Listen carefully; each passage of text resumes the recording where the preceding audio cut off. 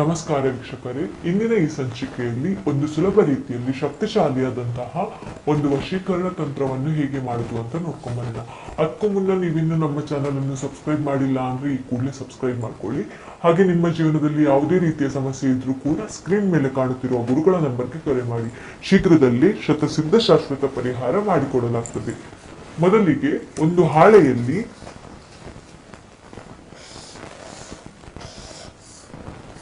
ಈ ರೀತಿಯಾಗಿ ಚಿತ್ರ ಬರ್ಕೋಬೇಕಾಗ್ತದೆ.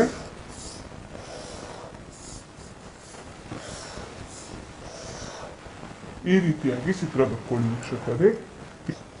ಇಲ್ಲಿ ನೀವು ಸ್ತ್ರೀಯ ಹೆಸರನ್ನು ಬರ್ಕೋಬೇಕಾಗ್ತದೆ.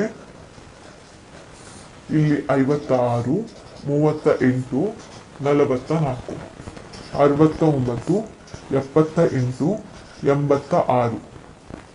ಇಲ್ಲಿ ಓಂ, ಇಲ್ಲಿ ರೀಂ, ಈ ರೀತಿಯಾಗಿ ಬರ್ಕೊಳ್ಬೇಕಾಗ್ತದೆ. ಈ ರೀತಿಯಾಗಿ ಬರ್ಕೊಂಡು ಎರಡು ಅಡಿಕೆಯನ್ನು ಇಟ್ಕೊಳ್ಬೇಕಾಗ್ತದೆ. ಅಡಿಕೆಯನ್ನು ಇದರ ಮೇಲೆ ಹೀಗೆ ಇಡಬೇಕಾಗ್ತದೆ ವೀಕ್ಷಕರೇ. ಈ ರೀತಿಯಾಗಿ ಮಾಡಿ ಒಂದು ಮಂತ್ರವನ್ನು ಹೇಳಬೇಕಾಗ್ತದೆ ವೀಕ್ಷಕರೇ. ನೀವು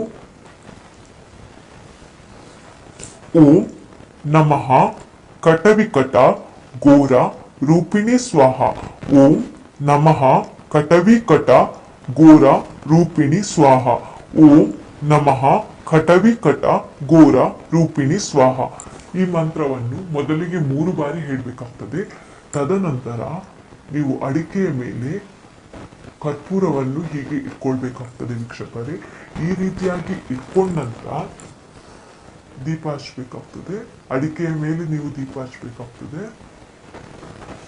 ಈ ರೀತಿಯಾಗಿ ಹಚ್ಚಿದ ನಂತರ ನೀವು ಸೇವಂತಿಗೆಯ ಹೂವಿನ ಸಹಾಯದಿಂದ ಬಂಧನವನ್ನು ಮಾಡ್ಕೋಬೇಕು. ಓಂ ಇಷ್ಟ ಸ್ತ್ರೀ ಮಮ ಪ್ರಾಪ್ತಿರಸ್ತು. ಓಂ ಇಷ್ಟ ಸ್ತ್ರೀ ಮಮ ಪ್ರಾಪ್ತಿರಸ್ತು.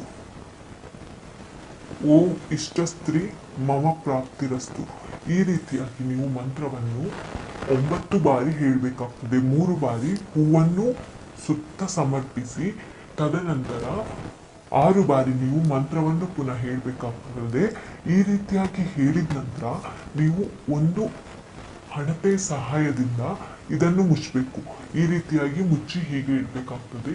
ಈ ರೀತಿಯಾಗಿ ಮಾಡಿದ ನಂತರ ನೀವು ಇದನ್ನು ಹಾಳೆ ಸಮೇತ ತಗೊಂಡು ಹೋಗಿ ಇದಕ್ಕೆ ಎಷ್ಟು ಜಾಗ ಬೇಕು ಅಷ್ಟು ಜಾಗವನ್ನು ಹೊಂಡ ತೆಗೆದು ಇದನ್ನು ಅದರಲ್ಲಿ ಮುಚ್ಚಬೇಕಾಗ್ತದೆ ವೀಕ್ಷಕರೇ.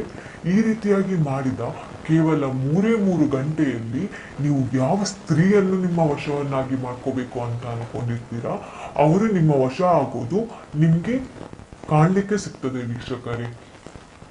ನಿಮ್ಗೆ ಒಂದು ವೇಳೆ ಈ ತಂತ್ರ ಮಾಡ್ಲಿಕ್ಕೆ ಬರುವುದಿಲ್ಲ ಅಂತ ಆದ್ರೆ ನೀವು ಸ್ಕ್ರೀನ್ ಮೇಲೆ ಕಾಣುತ್ತಿರುವ ಗುರುಗಳ ನಂಬರ್ಗೆ ಕರೆ ಮಾಡಿ ವಶೀಕರಣ ಯಂತ್ರ ಮಾಡಿ ಕಳಿಸಿಕೊಡಲಾಗ್ತದೆ. ಧನ್ಯವಾದಗಳು.